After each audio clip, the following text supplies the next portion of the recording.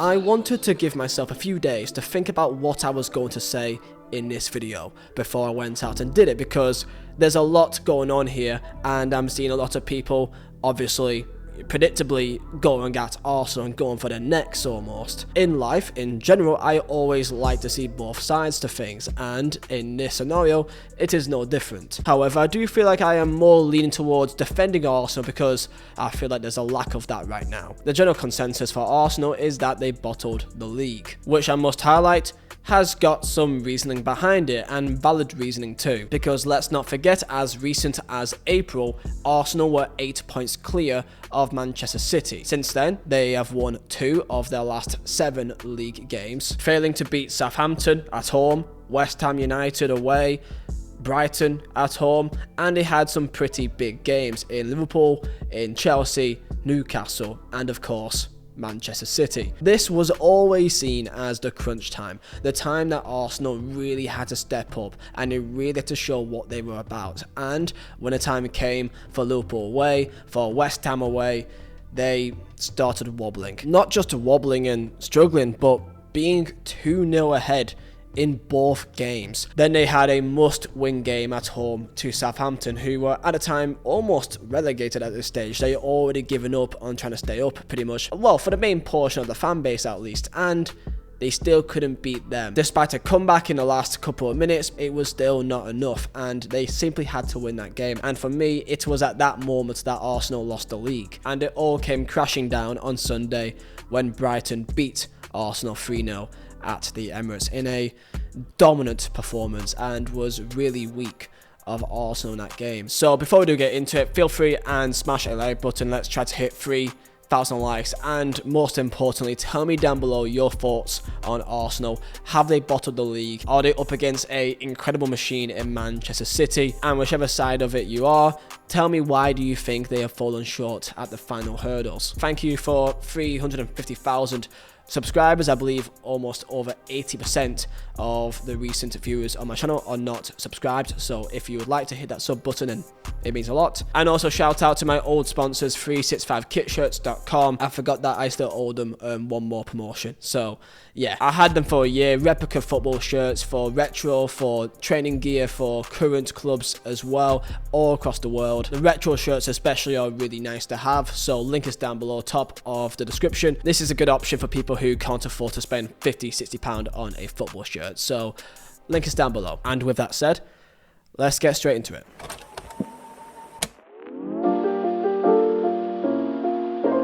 So let's start off like this. Let's lay it out on the table here. I asked you guys on my Twitter, did Arsenal bottle the league? Very simple, yes or no. And 77% said yes. And let's show one example of both sides before we get into it. So why did they bottle the league? Ollie saying yes, they had an 8-point lead with 9 games to go. They drew when winning 2-0 against Liverpool and West Ham. They scraped a draw at home against bottom of the league Southampton, and recently were comfortably beaten by Brighton. And this is one example of someone saying no. I hate this narrative that Arsenal bottled it. They have pushed one of the Premier League's greatest ever teams all the way, and done it with a young coach and young players who finished 5th last season.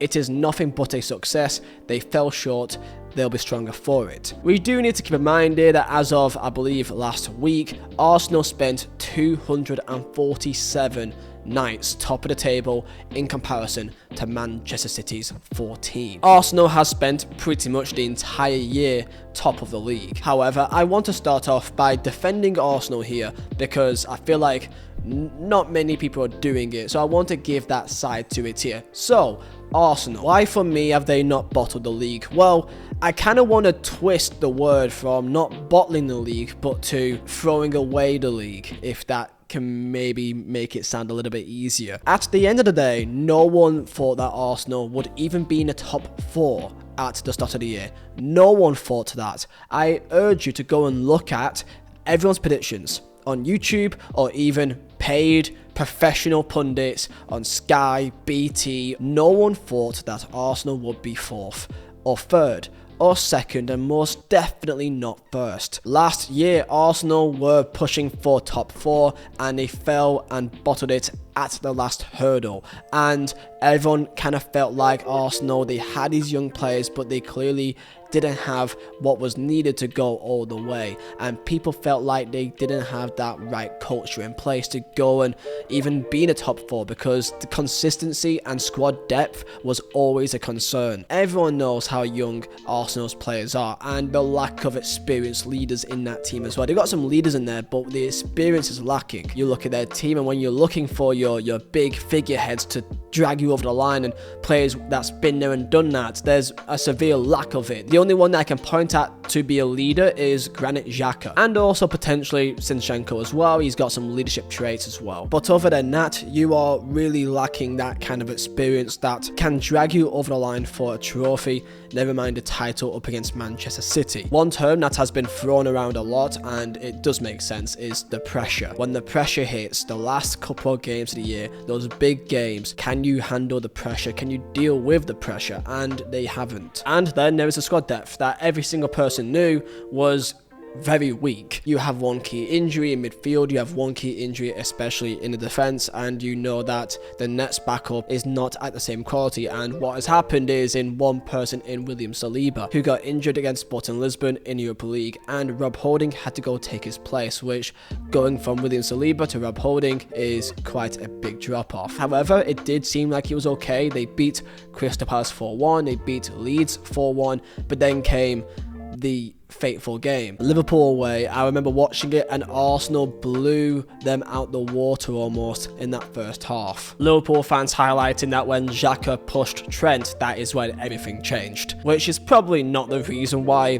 things went wrong for Arsenal, but in that second half, yeah, things did change. However, I do want to say that I do think people are using Rob Holding as a bit of a scapegoat, because when you look at the rest of the team alongside the lack of Saliba, it is pretty much the same team. In a recent win against Newcastle, their team was pretty much the same that they've always had, other than literally the lack of Saliba. Zinchenko, Gabriel, Ben White at right back, midfielder Jorginho, Xhaka and Odegaard, and I must say as well, they are also missing Thomas Partey, which is a big part of their team as well, obviously. I believe this is due to injuries, obviously. However, going from Partey to Jorginho, I wouldn't say that Jorginho is that far off of a good replacement. It's decent backup, decent quality. And this all goes back to my first point, that no one thought Arsenal would be here. No one thought they'd be top 4, and the fact they were even at top of the league for this length of time is in itself a great achievement. However, you cannot lie and say that it doesn't feel like one big opportunity lost. Yes, they've got a young team. Yes, they've got a young manager, and they can improve and come up again next year even stronger with better experience. And I don't agree with the narrative that this is their last chance, their only chance to win a league. I don't think it is. I do think that they're doing things in the right way, and with the correct additions to their squad, they can 100% challenge for a title. Yes, City are right now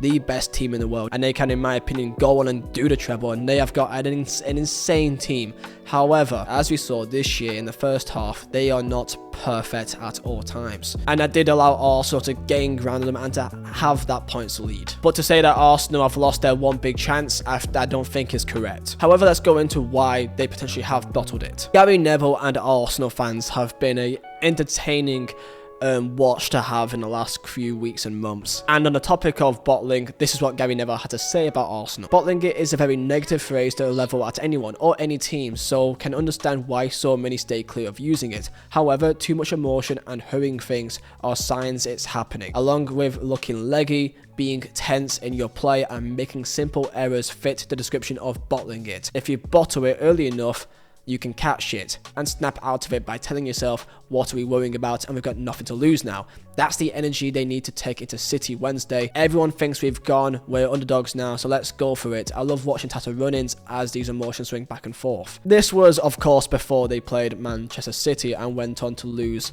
4-1, as this was straight after them drawing at home to Southampton 3-3, and they made some big mistakes in that game, and they made even more mistakes in that game against Brighton too, and their home form has actually been really poor in the last couple of weeks, and the signs have always been there. For example, Arsenal, when they played Bournemouth at home, yes, they won the game 3-2, but that was a really rough game, being 2-0 down to Bournemouth, and had to make a mad comeback in the last 30 minutes of that game with a winner by Reece Nelson in the 97th minute. And for some people saw that as, yes, okay, it's meant to be, they're going to go and win the league, but that's a big sign, because Bournemouth, as they are a decent team, they were really not in a game whatsoever. Bournemouth had 20% possession, only 4 shots, but to be 2-0 up is a really bad sign, caused from mistakes. Arsenal as well had some pretty big moments too. You can go into their loss 1-0 away at Everton, and that Sean Dyche effect showed quite well, drawing at home 1-1 to Brentford, a team that you would say, even though they're a great team, you should expect Arsenal to win their home games. And also the idea that City are perfect and how can anyone compete with them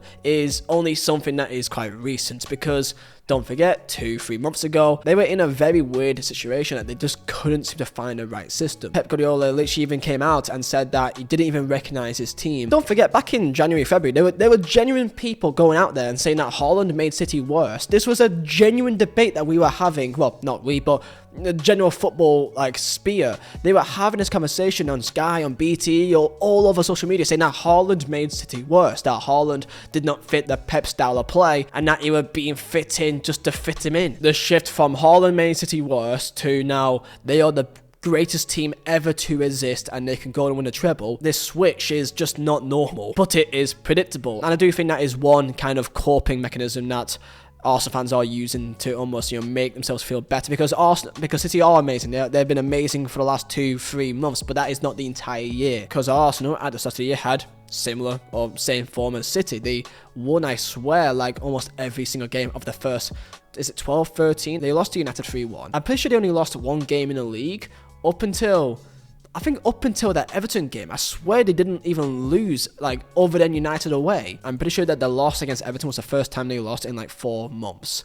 So they had the form that City had. They had it. Even with injuries, during that time period that they were playing and they were still winning games, they were still missing some key players. They weren't always playing their strongest team every single game. They did have injuries. Zinchenko missed a good part of the year and he was still winning games every single week. So yeah, they had injuries, but there were times that they had injuries and he still made it work. Gabriel Jesus missed a large chunk of the year and Nketiah came in and he was still winning games. And I'm saying all this, of course, as a Burnley fan, which of course I don't have any involvement in Arsenal or City or the top 6 in general. If I had to pick who would win the league, I'd probably say Arsenal, just because it's a new team, for a while. It's been City and Liverpool for a couple of years now, so to see a new team rise up, and I think the way that Arsenal have done it is in a very good way. They've trusted a young coach, and when they were in a lot of struggle with Arteta 2-3 years ago, I believe they finished 8th twice. They kept faith in him, and I really do respect that. And they had a young team at the time that they gave a lot of trust in, and I respect that too. And that's why I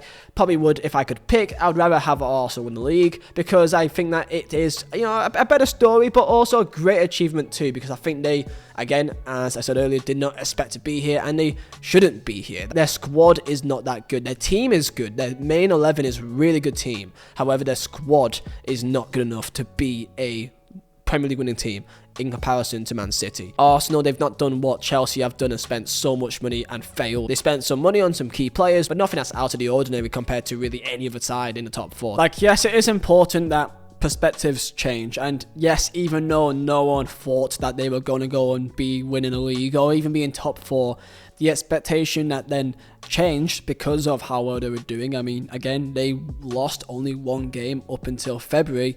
That, yes, then came an expectation of, okay, you have been consistent for half a year. They can show that they can do it. Now, can you do it when it really matters? So, yes, it is unfortunate that they've lost it at the end. However, it can be seen as a success at the same time as it can be seen as a failure, because it is a great success of what they've achieved, but it is still a failure of what they had in their hands. And that is why at the same time, you can say that they have bottled it. And I think even Arsenal fans can also agree, because I guess when you look at it, let's say if it was Chelsea, if it was Spurs, would Arsenal fans also be saying that they bottled it if they were top of the league for 90% of the year and they were unbeaten for almost half the year other than one game, and we've been 8 points clear in April and losing it by dropping points while being 2-0 ahead back to back and then not beating bottom of the table at home? Yeah, like, it was in their hands. To Arsenal fans that may be annoyed of people saying that they bottled it, if we said that it was Spurs in the exact same situation, or if it was Chelsea, or if it was United, would you say that they bottled it? And I think a lot of people in the Arsenal sphere would say that they have bottled it. They had the opportunity, they've thrown it away, but the fact that no one thought they'd be top 4, never mind winning the league, is why I wouldn't go out of my way to say that it is bottling, even though it is definitely one massive opportunity missed. As, yeah, City will be a strong team again next year. However, they can get better, they can improve on this young team, and they can improve. I mean, there's Declan Rice rumours, there's tons of rumours. I think they can move on forward and challenge yet again next year. So yeah, tell me your thoughts down below, subscribe if you're new, smash the like button, and thank you for your time. Tell me your thoughts down below in the comments. Do you think Arsenal bottled it, and do you think they can rise up again next year and challenge for a title? Smash the like button, subscribe if you're new, and I'll see you next time. See ya.